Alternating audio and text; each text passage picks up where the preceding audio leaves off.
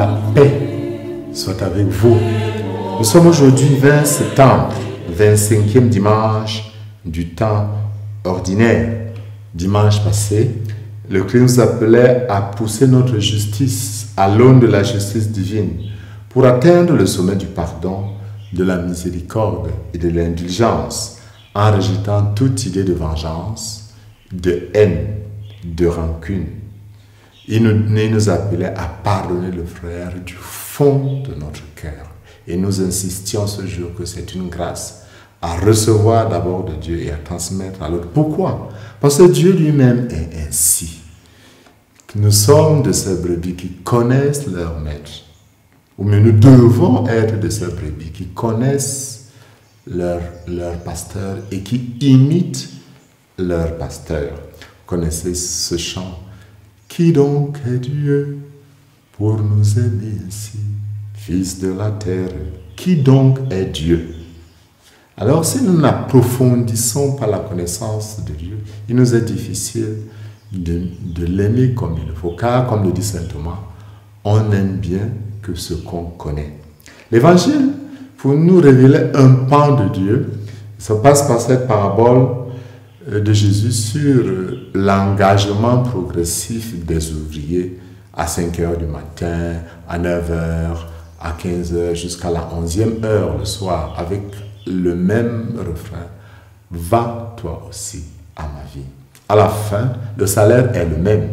Et le tout premier conteste.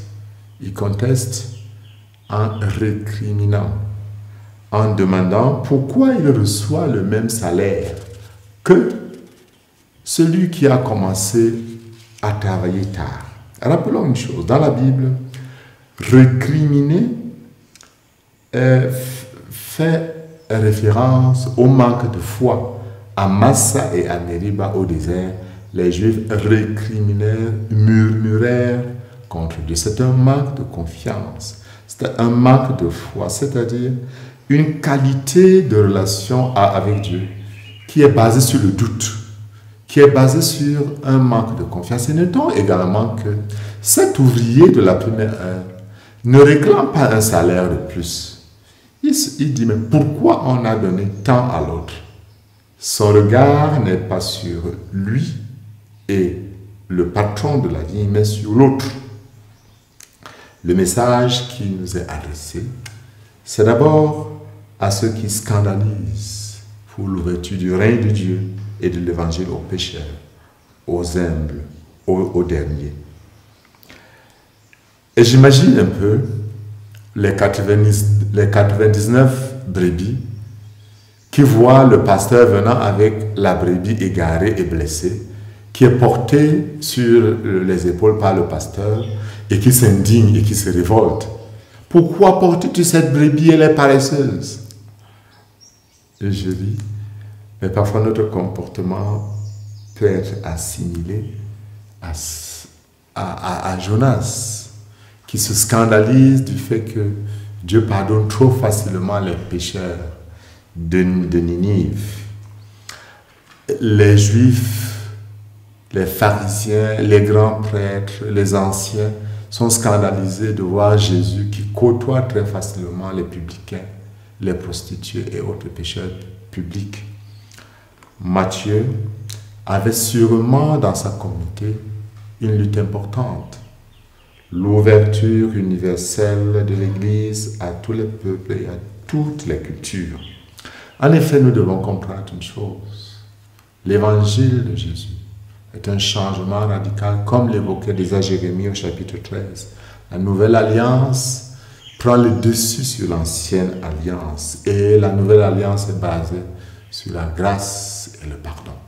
Tous nous sommes appelés à la vie du Seigneur. Ça ne veut pas premièrement dire que nous sommes tous appelés à travailler pour Dieu, non, mais que nous sommes appelés à accueillir. Le salut n'est pas d'abord production, il est d'abord accueil. Et c'est là un grand appel à la conversion pour chacun de nous. Nous pensons très souvent que nous méritons, nous avons une logique mathématique Dans le royaume de Dieu, il n'y a pas de calculette. Il n'y a pas de machine à calculer. Le règne de Dieu est un don de Dieu et non un salaire pour les œuvres de la loi. Ce n'est pas une relation contractuelle. L'alliance signifie aller au-delà même quand l'autre partie ne peut même plus répondre à ses propres engagements. L'amour ne se compte pas. L'amour ne s'achète pas. La justice de Dieu, c'est d'aimer sans mesure. Il peut donc organiser la fête pour un enfant qui a gâté tout ce qu'il a reçu comme héritage. C'est l'enfant prodigue. Dieu est capable de dire à la femme attrapée en flagrant délit d'adultère, « Moi non plus, je ne te condamne pas, femme. Va, et désormais ne pêche plus. » C'est dans Jean 8 au chapitre 11. C'est le moment de nous rappeler cette belle parole du prophète Isaïe au chapitre 55. Qu'il revienne vers le Seigneur, le méchant, qu'il abandonne son chemin et ses pensées pervides. Car mes pensées ne sont pas vos pensées et vos chemins ne sont pas mes chemins, oracle du Seigneur. Oui, nos pensées ne sont pas les pensées de Dieu. Ils sont tellement éloignés des pensées de Dieu comme le ciel est éloigné de la terre. Le salut est avant tout, ne l'oublions jamais, une initiative divine, faite d'amour et de communion. Une initiative à laquelle chacun de nous personnellement est appelé à participer avec joie et sans limite. C'est une splendeur, comme le décrit Saint Augustin, qui nous est donnée pour que nous soyons illuminés. Et Dieu qui fait pleuvoir aussi bien sur les bons que sur les méchants, n'a qu'un désir, que tous les hommes arrivent au salut, au bonheur. Et le Seigneur ne veut perdre aucune de ses brebis. Il ne veut perdre aucun de nous. Chacun de nous est invité à accueillir le don de Dieu, à entrer dans la solidarité intime à laquelle Jésus nous appelle, tous sans aucune exception. Nous tous, nous sommes des ouvriers, aussi bien de la première heure que de la dernière heure. Personne ne peut prétendre qu'il a du mérite, qu'il est ce premier ouvrier. Le larron repenti a entendu sur la croix ces belles paroles. Aujourd'hui même, je te le dis, tu seras dans mon royaume. Beaucoup sont appelés. Ou mieux, chacun de nous est appelé. Que le Seigneur donne la grâce aujourd'hui d'entendre cet appel à aller vers lui. Que l'Esprit Saint, par sa puissance, ouvre votre cœur à la compréhension du merveilleux plan que Dieu a pour chacun de vous, et que vous puissiez l'accueillir et entrer dans la nouvelle dynamique, la nouvelle logique de l'amour de Dieu, en empruntant ses chemins et non plus vos chemins.